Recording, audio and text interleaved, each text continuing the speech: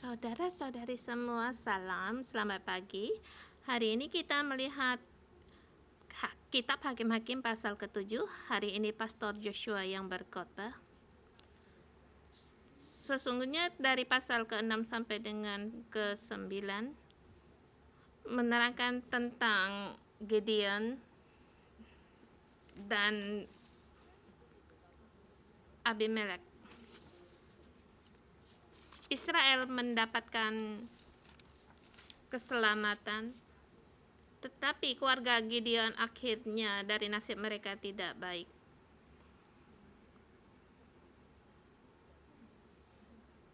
Sesungguhnya manusia banyak sekali masalah.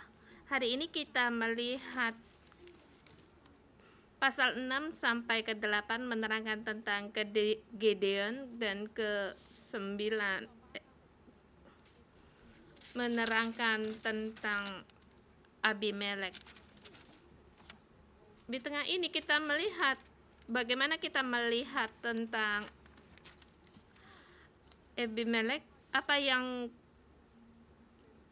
firman Tuhan ingin beritahukan kepada kita lewat Alkitab ini. Kita melihat Gideon adalah seorang penyelamat, seorang hakim-hakim. Mengapa akhirnya sungguh tidak baik? Sesungguhnya dari pasal 6 4 sampai dengan 16 banyak hakim-hakim banyak sekali masalah. Setiap orang punya banyak masalah, tetapi Tuhan memakai orang-orang ini. Kesimpulannya kita yaitu bukanlah orang yang menyelamatkan Israel, tetapi Tuhan yang menyelamatkan Israel. Jadi, bagaimana pilihanmu? Apakah kamu mengandalkan orang-orang atau sejajar mengandalkan Tuhan? Kamu memilih mengikuti orang atau mengikuti Tuhan? Ini yang kedua,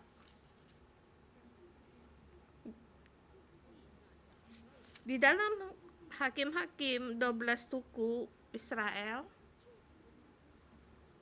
bagaimana dengan suku-suku ini? Apakah ada satu suku yang layak untuk kita ikuti? Mengikuti salah satu dari suku-suku atau dari bagaimana hubungan salah satu bani dengan satu bani yang lain? Bagaimana pilihan dengan orang-orang? Sampai zaman di Yerobeam dan Rehabeam, kamu memilih Yerobeam atau memilih Rehabeam? Kamu memilih Bani Yahuda atau Bani yang lain, suku Bani yang lain? Itu adalah pilihan orang masa itu, dan bagi kita sekarang, di seluruh riwayatnya Gideon, bahkan sampai yang akhir Samson, begitu banyak hakim-hakim. Apa yang ingin Roh Kudus beritahukan kepada kita terhadap keadaan kita sekarang berfirman? Bagaimana pilihan kita?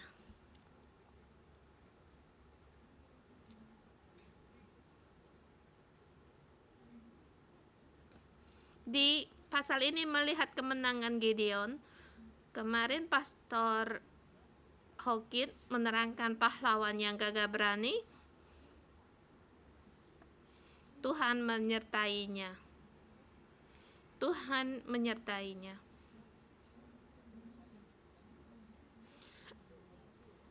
Apakah pahlawan yang gagah berani itu menyelamatkan Israel, atau Tuhan yang menyelamatkan Israel, yang pernyataan Tuhan yang menyelamati Israel?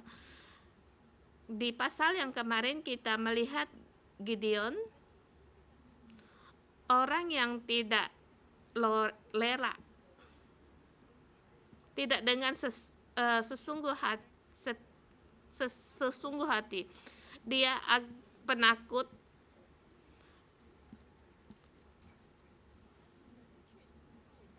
tetapi Tuhan memanggil dia pahlawan yang gagah berani. Apakah dia memang gitu kuat dan berani? Tidaklah demikian, tetapi karena pernyataan Tuhan ia menjadikan pahlawan yang gagah berani. Tuhan memanggil dia, Tuhan mau memakai dia.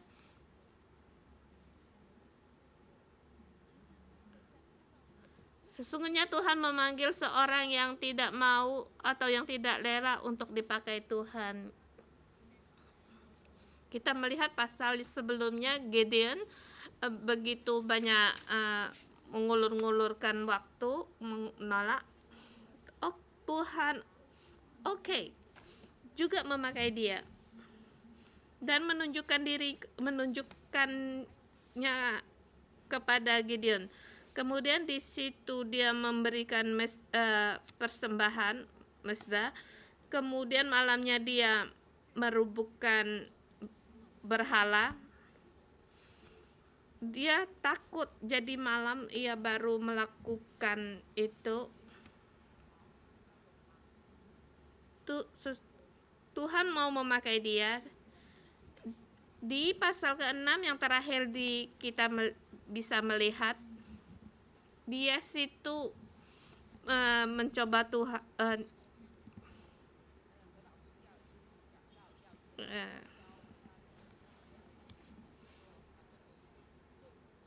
Jadi pasal Hokit kemarin mengatakan harus mengulur waktu untuk memberikan PR, pekerjaan rumah kepada guru. Tapi penglihat saya bukan hanya untuk mengulur waktu untuk memberikan pekerjaan rumah. Pada saat kita bertanya pada guru, haruskah kita untuk menyelesaikan pekerjaan rumah kita? Bisakah kamu untuk melewati ujian yang saya berikan? Saya ingat pada waktu dulu ada seorang di gereja, saya serahkan kepada Pastor Jason. Jason, kamu jadi ketua selnya. Kemudian Pastor Jason melihat orang itu apakah dia layak untuk menjadi ketua sel. Ya, demikianlah maksudnya. Gideon mencoba Tuhan apakah dia bisa atau tidak. Tuhan menang ujian. Saya sampai di sini saya melihat, ya Tuhan,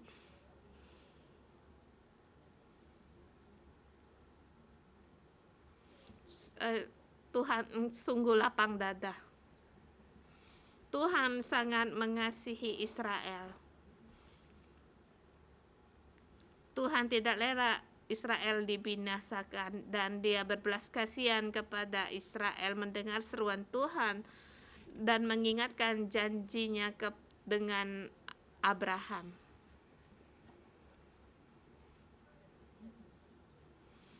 Tuhan menahan diri terhadap sikap penolakan manusia.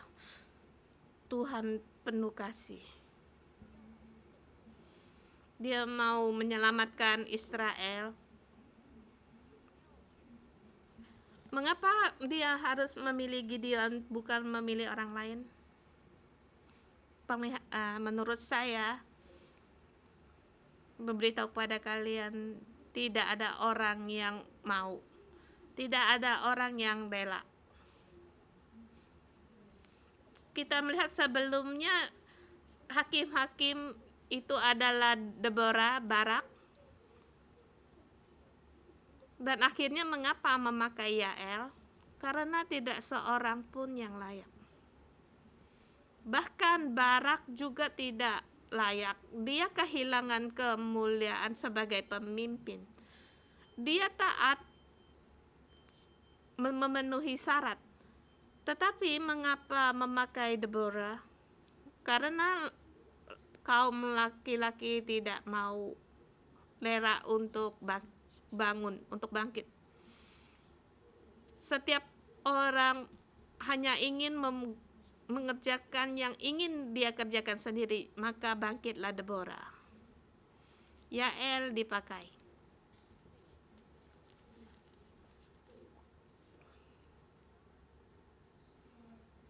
Barak kehilangan kemuliaannya. Di sini kita melihat Tuhan memakai setiap orang. Tuhan memakai Barak. Barak mengadakan syarat dengan Tuhan sehingga ia kehilangan kemuliaan atau kehilangan kemuliaan. Maka kemuliaan itu ada pada seorang perempuan. Hari ini kita melihat Gideon, karena tidak ada orang lain. Pada saat itu yang terbaik adalah Gideon.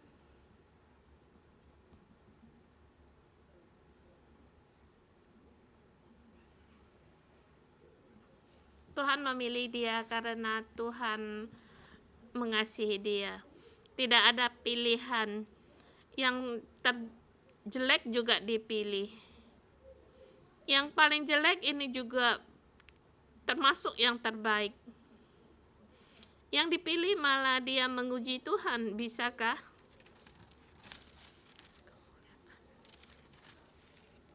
Tuhan beri aku melihat, aku baru bisa percaya. Engkau menyuruh aku berperang untuk menyelamatkan Israel lewat ujianku. Tuhan menjadi seorang pelajar, murid. Dia harus menulis karangannya dan menyerahkannya kepada Gideon. Gideon harus lewat penilaian ujian dari Gideon. Kita melihat hari ini pasal ke-7.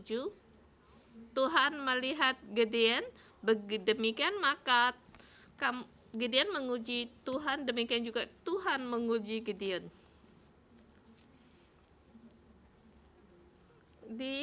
Kita melihat di pasal ke-7, di situ Gideon sangat berani dan sangat percaya, sesungguhnya tidak.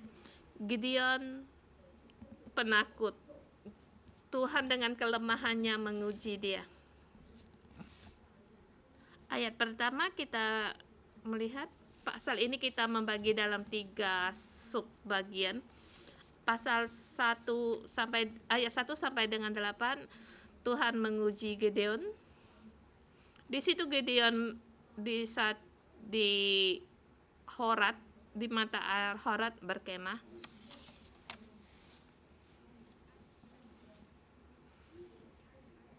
Gideon berkemah di dekat mata air Harod, di dekat bukit More, di lembah.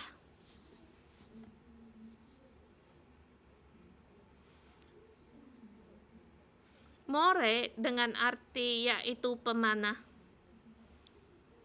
lembah, bukit pemanah. Gideon berkemah di mana? Dia berkemah di dekat mata air Harod. Air Harod yaitu dengan arti pertarungan, lembah ketakutan.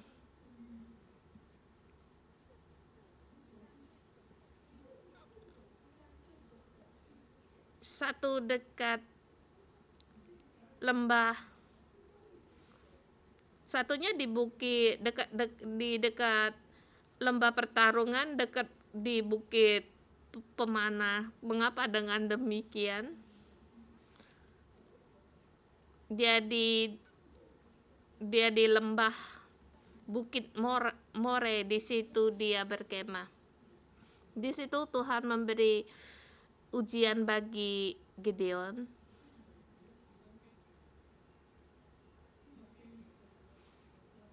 Dikatakan siapa yang takut biar suruhlah mereka pergi,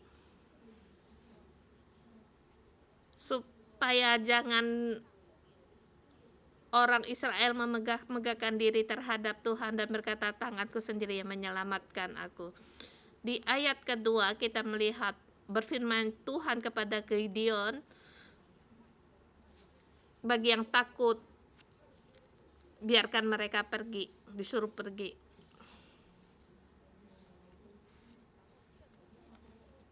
Kemudian dikatakan suruh rakyat itu, dikatakan juga masih banyak yang kedua kali Tuhan berfirman, jumlah orang terlalu banyak, suruhlah mereka turun minum air. Bagi yang minum dengan menggunakan tangannya membawanya ke mulut, itu ada 300 orang, yang lainnya pulang ke tempat perkemahannya. Di situ ada 300 orang yang menghirup air dengan tangannya dibawa ke mulutnya, dan mereka mengikuti Gideon. Di sini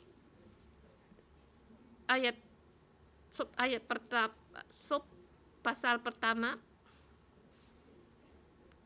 di situ Tuhan menguji Gideon, dia membawa 300 orang. Apakah dengan memakai 300 orang ini mereka pergi berperang? Dan bagaimana dengan orang yang pergi? Bagaimana keadaan atau perasaan Gideon di sini tidak diterangkan. Kita melihat kedua, ayat 9 sampai dengan 19 dengan tema menggunakan keadaan Gideon mendapatkan kekuatan, atau dia melihat keadaan. Ini sangat penting. Di zaman hakim-hakim, Gideon melihat keadaan. Di zaman Raja Yerobeam dan Rehabeam, Israel, apa yang kamu andalkan? Apakah kamu mengandalkan Tuhan? Hari ini kita melihat keadaankah, atau kita mengandalkan keadaan? Di sini memberikan peringatan yang besar bagi kita. Mengapa aku demikian berkata demikian?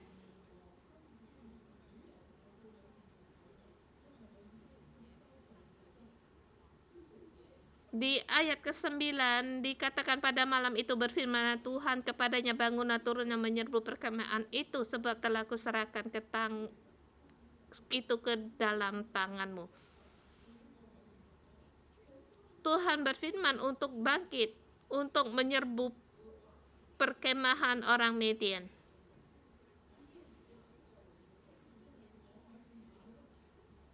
Gideon, kamu pergi ke arah perkemahan Midian, aku akan menyerahkan mereka di tanganmu.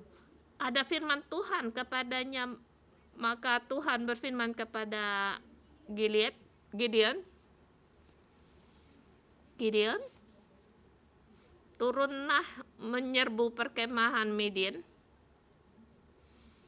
Aku akan menyerahkan orang Midian di tanganmu. Gideon di situ melihat Tuhan, tidak mengerjakan apapun. Dia tidak bergerak. 300 orang. Di pihak lain begitu banyak orang.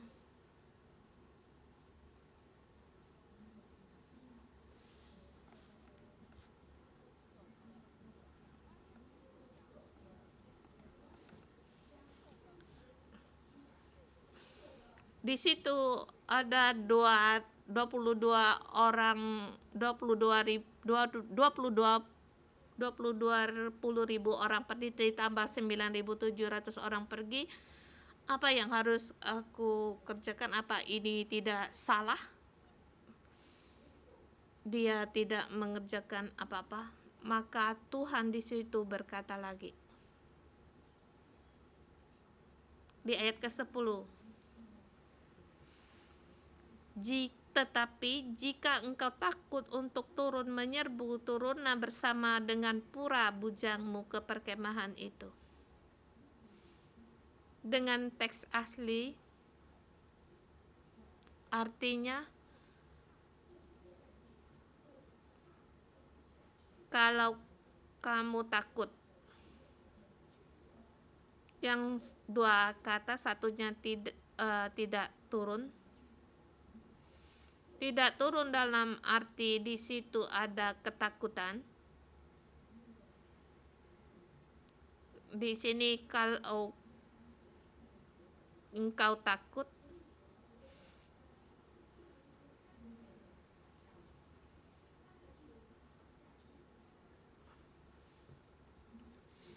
di sini takut untuk turun, di situ ada takut.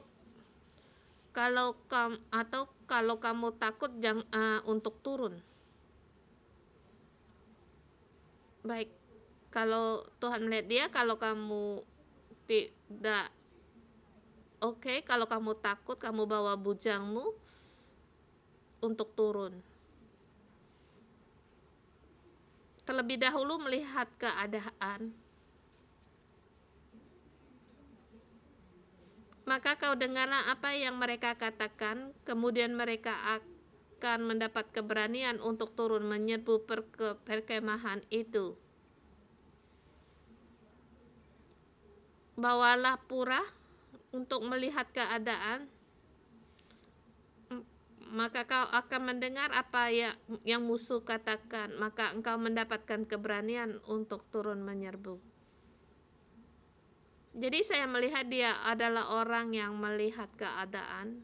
Kamu tidak pergi, oke, bawalah bujangmu untuk pergi bersama. Pergi dulu bersama bujangmu, laskar jangan pergi turun dulu. Kamu dengar apa yang dikatakan musuh, maka engkau akan mendapatkan keberanian. Maka kamu bersih membawa orang-orang untuk menyerang mereka. Jadi mereka berdua, mereka menyelidiki perkemahan itu. Mereka melihat bahwa orang Midian, orang Amalek dan orang dari sebelah timur itu bergelimpangan seperti belalang banyaknya. Dan di situ Gideon mendengar seorang menceritakan tentang mimpinya kepada temannya. Dikatakan dia bermimpi tentang sekeping roti jilai terguling.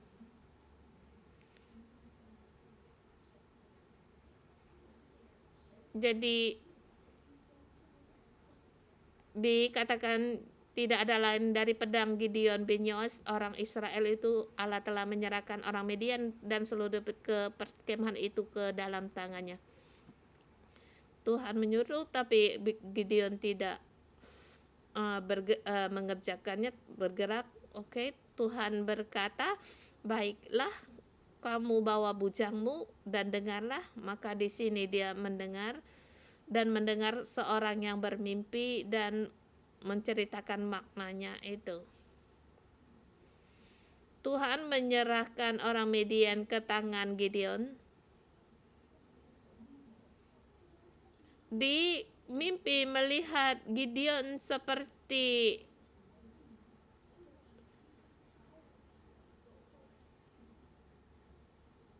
roti yang terguling di perkemahan, sehingga terbongkar bangkirlah kemah itu.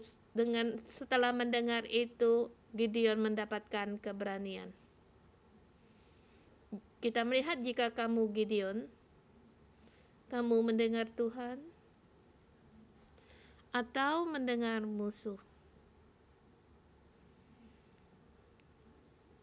apa yang Tuhan firman itu tidak berarti musuh yang didengar itu baru berarti, dan melihat keadaan baru percaya.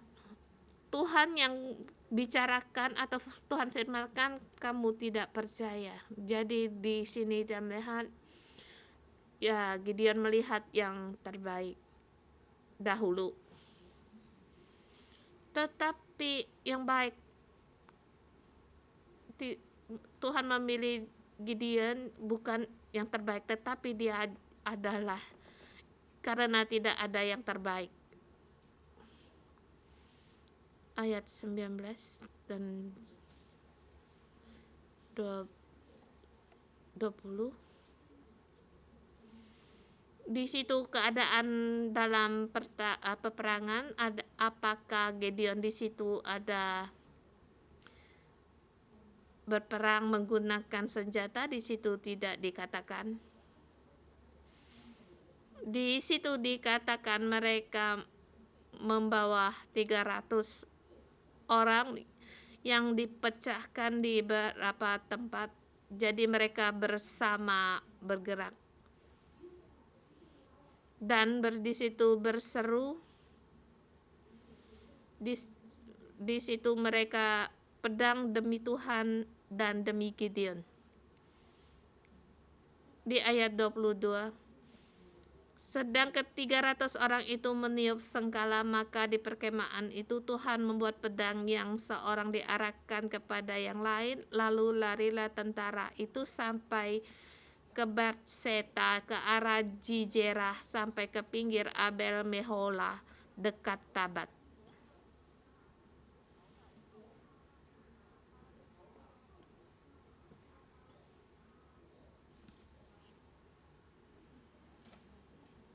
Mereka 300 orang meniupkan sangkala menggunakan obor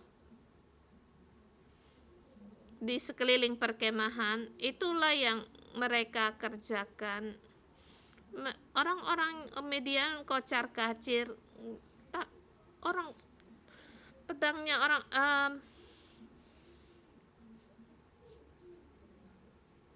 mengapa orang bisa demikian? Dikatakan di ayat 22, Tuhan yang membuat mereka kocar kacir. Tuhan membuat pedang. Mereka tidak bisa melihat. Mereka berlari sembarangan, kocar kacir. Tuhan membuat pedang yang seorang ke arah yang lain. Sesungguhnya siapa ya penyelamat? Apakah Gideon atau 300 orang ini, atau Tuhan Allah?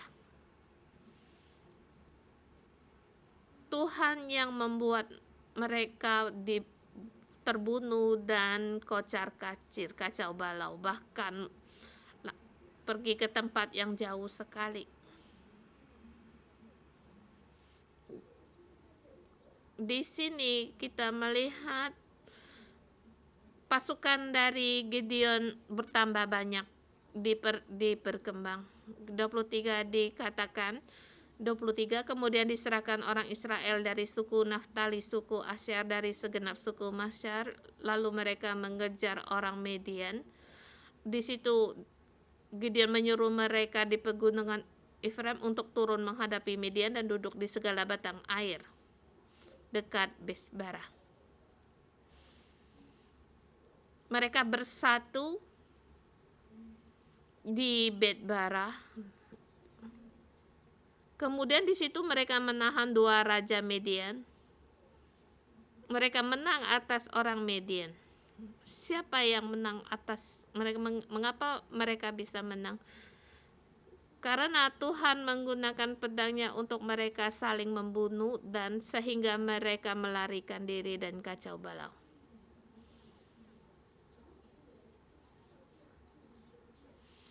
Orang Israel melihat demikian mengambil kesempatan untuk menyerbu mereka. 3 suku dari orang Israel bersatu, mereka bersama untuk menyerbu orang Midian. Di situ mereka seperti bersatu hati. Dulunya di situ tidak ada Efraim. Di sini Efraim ada. Efraim adalah suku Bani dari, mereka adalah suku juga dari Manasye. Mereka dua bersaudara ini, Efraim dan Manasye, mereka saling bersatu sama lain. Sebelumnya mereka tidak bersatu. Di situ mereka melihat ada hasil mereka di sini bersatu. Di sini kita melihat apa yang kamu pilih. Di zaman Raja Yerobeam atau Rehabeam, apakah pilihan dari setiap suku-suku? Manasye, Benyamin,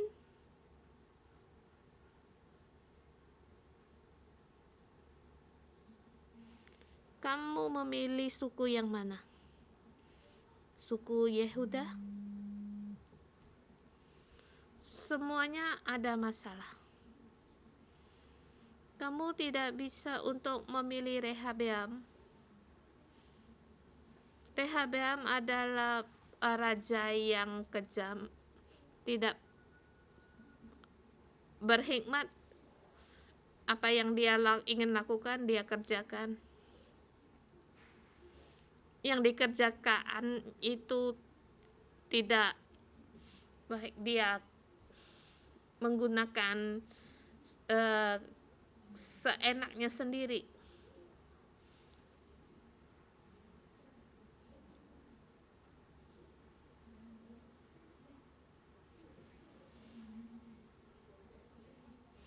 Apakah kamu memilih Raja Yerobeam? Dia orang yang tangkas, berhikmat. Dia juga baik untuk mengawasi kerajaan, tetapi dia membuat berhala. Jadi di sini Gideon di situ juga.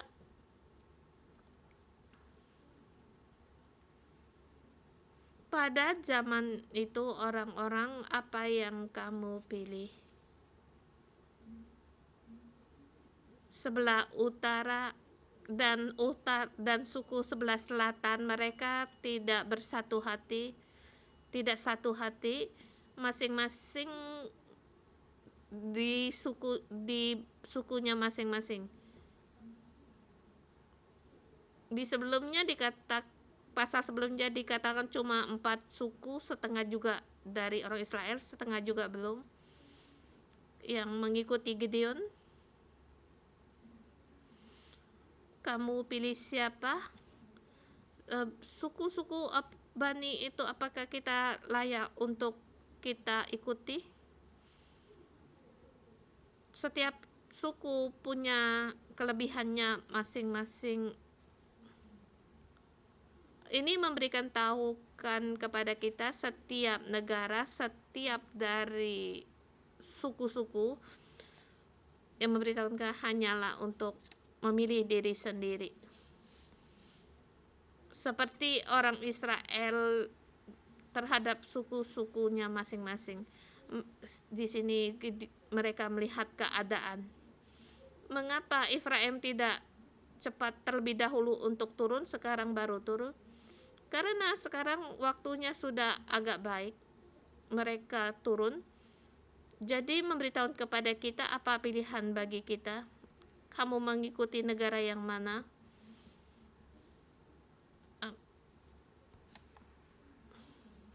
Memilih pemimpin yang mana?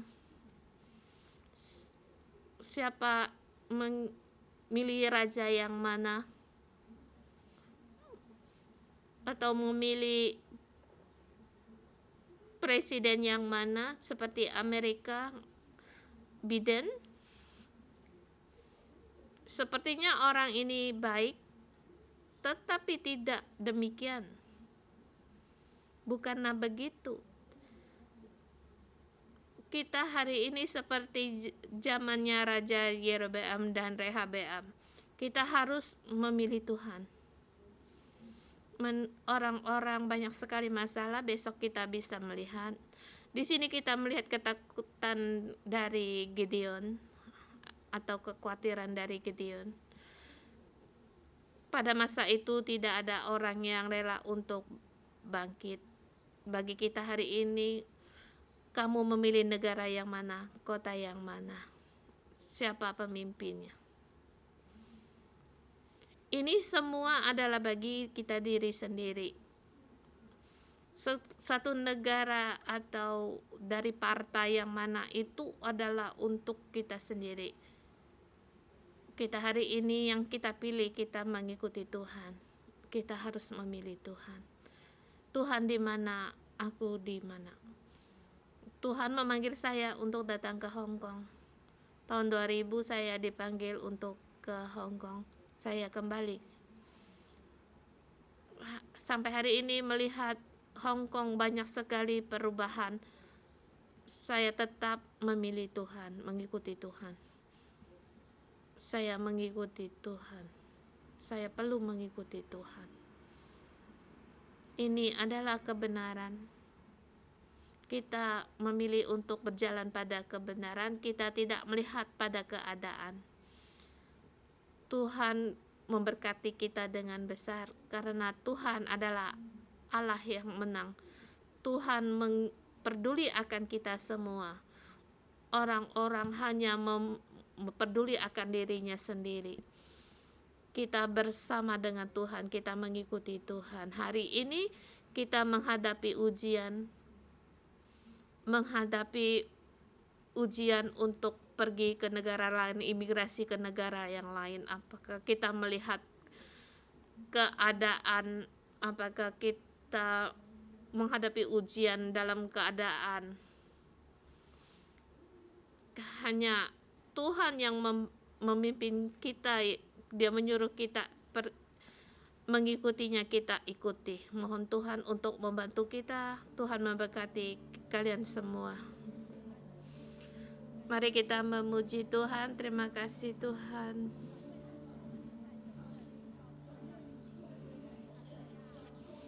Tuhan, kami tidak mengandalkan kekuatan, kami tidak mengandalkan kepintaran, tetapi kami mengandalkan Engkau ya Tuhan yang berperang bagi kami.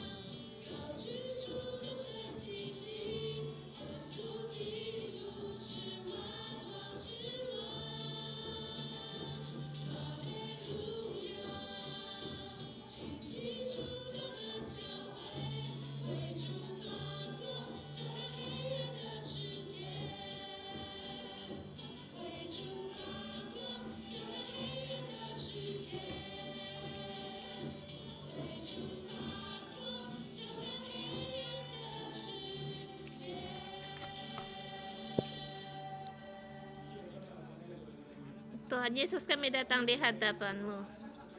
Tuhan, di dalam kegelapan ini kami memilih untuk percaya akan Engkau. Kami memilih untuk mengikuti-Mu. Tetapi Tuhan, kami datang di hadapan-Mu. Tuhan, kami mengaku kami ada kalanya melihat keadaan saudara semua yang di online. Pada saat kamu melihat keadaan di masyarakat ini, melihat goncangan dalam ekonomi ini, dalam-Mu penuh dengan ketakutan, bahkan di dalam-Mu kamu juga di dalammu tidak tahu kapan akan mendapatkan kerjaan, dan melihat angka dari virus corona ini makin meningkat, bahkan melihat keadaan dari politik penuh dengan kekacauan, penuh dengan kegelapan, dan di dalam berita kamu melihat banyak sekali masalah-masalah politik. Kamu merasa semuanya itu bukan dalam bisa ditangani dalam tanganmu, bahkan kamu ada perasaan untuk mau pergi dari tempat ini. Kalau kamu punya perasaan demikian, letakkan tanganmu di hatimu.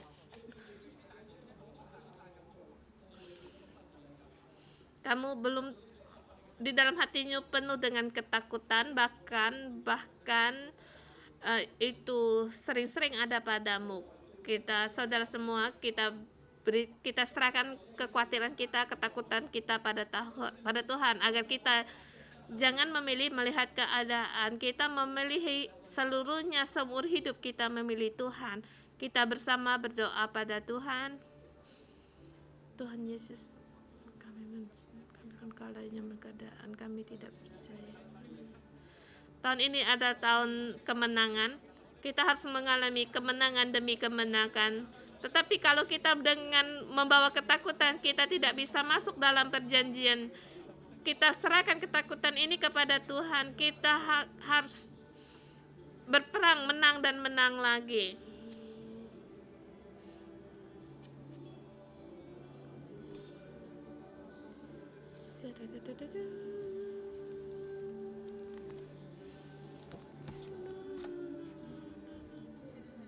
Benar, Roh Kudus, Engkau datang kepada kami, baik di online atau di tempat ini. Tahun kemenangan 2021, menang dan menang lagi. Tidak ada perang, tidak ada kemenangan. Terus berperang. Maka kita terus akan mendapatkan kemenangan. Tuhan Yesus, aku datang di hadapan-Mu juga bagi saudara semua yang di online, bahwa staf gereja, bagi saudara-saudara kami berdoa pada saat kami melihat keadaan, pada kami melihat virus ini,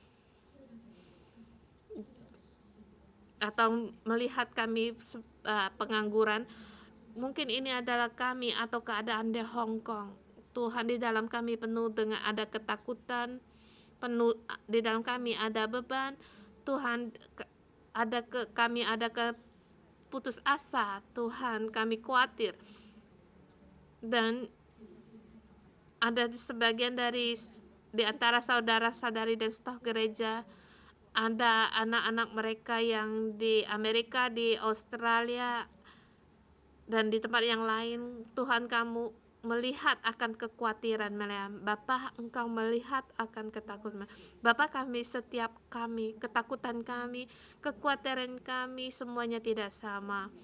Bahkan ada sebagian di antara pelajar tidak tahu mereka kapan akan bisa sekolah. Banyak sekali pelajar mereka seperti tidak ada harapan. Saya begitu muda tetapi tidak bisa melihat harapan di masa yang depan. Bapa, Engkau melihat dalam ketakutan, kekhawatiran ini, ketakutan ini, keputusasaan ini, menderita. Tuhan, setiap kami datang di hadapan-Mu. Tuhan, kami tidak mau hidup dalam ketakutan, kekhawatiran, putus asa. Tuhan, kami tidak mau. Bapa, kami tidak mau. Kami tidak mau seperti di Gideon, seperti 20-an ribu orang mereka karena takut mereka pulang ke tempat perkemahannya.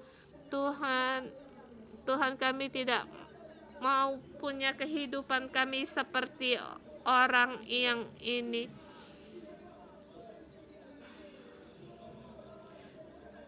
Kami tidak mau hidup dalam ketakutan. Tuhan, kami mohon kepadamu di dalam hari perperangan ini kami berani, kami pun percaya, kami punya harapan karena kami bekerja bersama dengan Tuhan kami.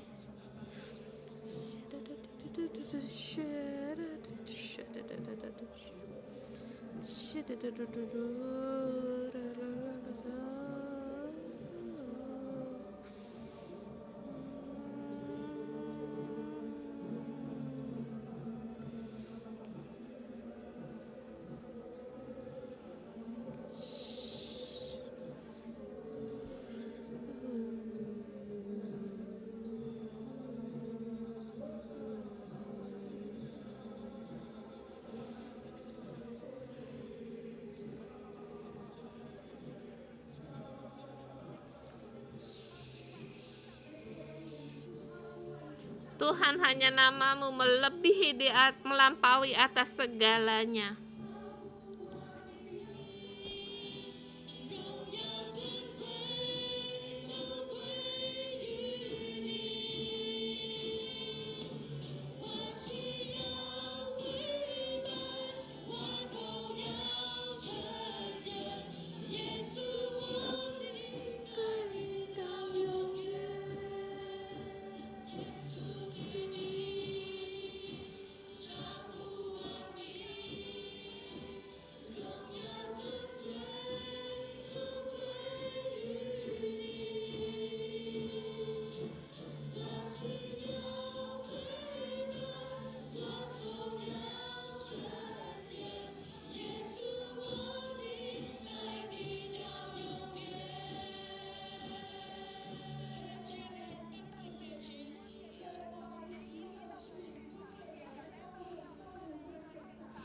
Tuhan menggunakan pedangnya agar saling membunuh.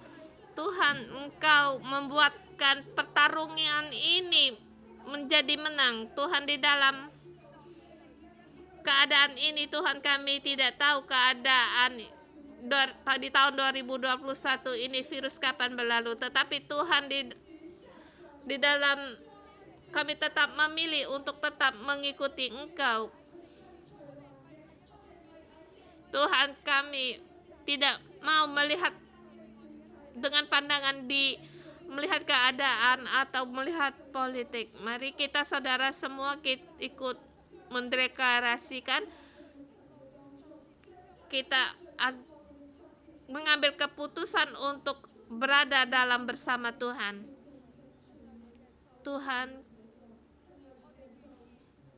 Tuhan Yesus yang terkasih, kami mau untuk melepaskan melihat pandangan, melihat keadaan. Kami rela untuk mengikuti-Mu, mengikuti yang terbaik, bukan melihat keadaan, bukan melihat politik, melihat perekonomian atau melihat keuntungan sendiri. Tuhan, Engkau memberikan aku hati untuk hanya memilih-Mu, hanya berpandang padamu.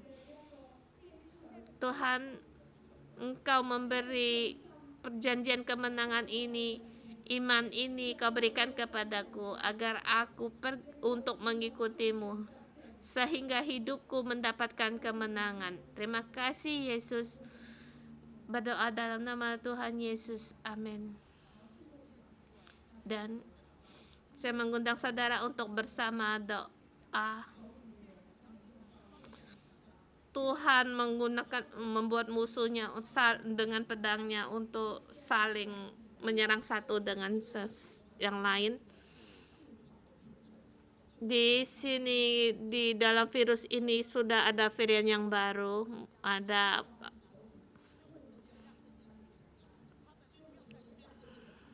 kita mohon pada Tuhan agar virus ini, agar dia saling menyerang satu dengan yang lain. Virus menyerang virus.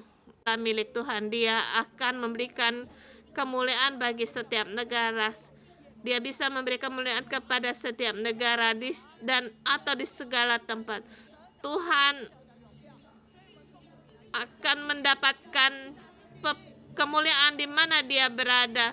Kita berdoa agar virus ini menyerang virus, menyerang virus.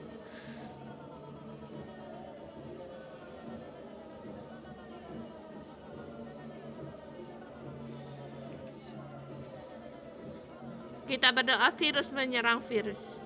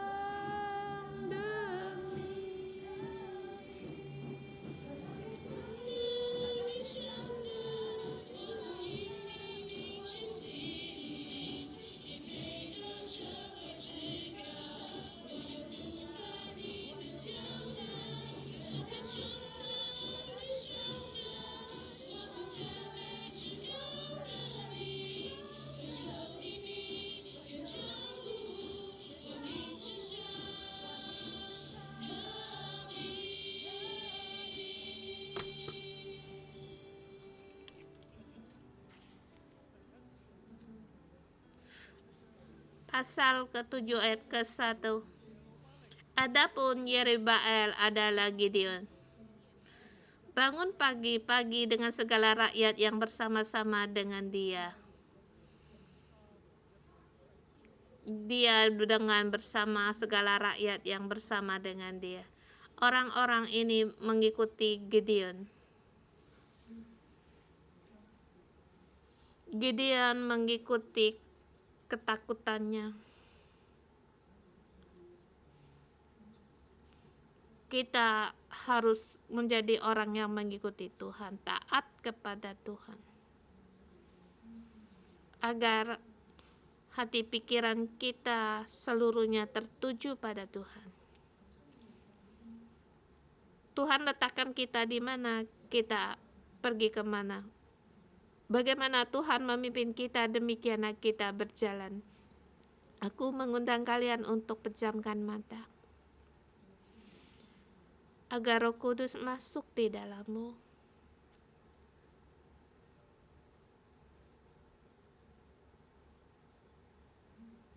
Di saat ini,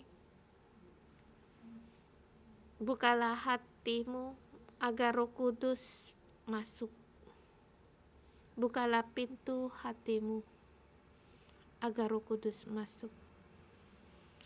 Agar kemuliaan Tuhan masuk di dalammu sebagai kekuatan bagimu, keberanian bagimu, sebagai pilihan bagimu. Kekuatan dari Tuhan sebagai pilihanmu. Taat kepada Tuhan. Bukan Tuhan diletakkan di luar. Kamu harus berakar dengan Tuhan. Kamu harus diuji Tuhan.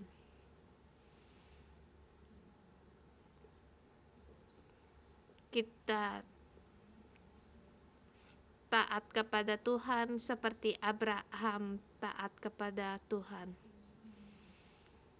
Tuhan menyuruh dia mempersembahkan Ishak yang harapan satu-satunya baginya. Keturunannya hanya lewat Ishak. Tetapi ia memilih untuk taat, untuk mempersembahkan Ishak. Di saat ini, Roh Kudus ada di dalammu.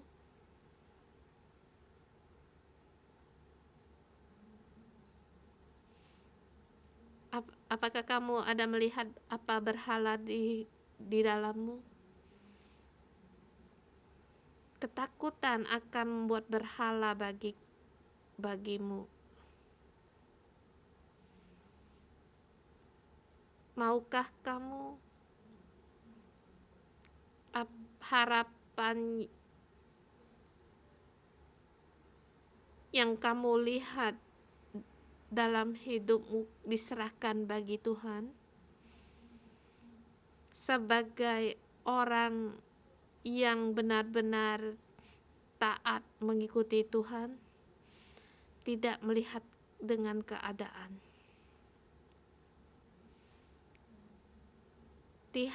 tidak melihat keuntungan sendiri, hanya melihat Tuhan. Tidak melihat negara mana yang kuat,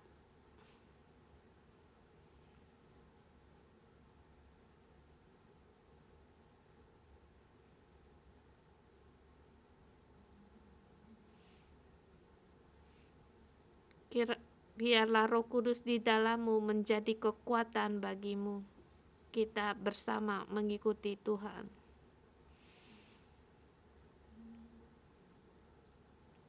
Istirahat dalam penyertaan Tuhan. Tuhan adalah penyelamatmu, pertolonganmu, agar kasih setia Tuhan mengelilingimu. Di dalam pemerosotan zaman generasi ini, generasi yang gelap ini berfirman kepadamu, kamu tanpa syarat untuk taat mengikuti Tuhan. Di dalam kegelapan ini kamu harus menjadi terang, karena kemuliaan Tuhan ada padamu. Tuhan memakaimu. Tuhan mau memakai kita setiap orang. Tuhan mau menyelamatkan generasi kita, agar generasi kita seterusnya mengikuti orang yang taat pada Tuhan. Mohon Tuhan untuk membantumu, menolongmu, memberi padamu. Saat ini kamu silakan duduk.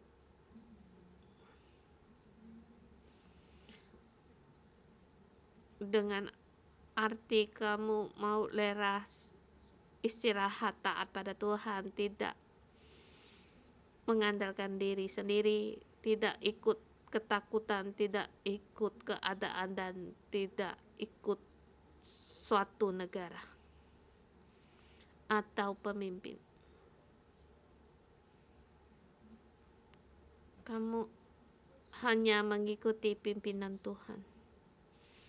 Tuhan berfirman, kita mendengar, kita tunduk, kita berjalan, kita jalani.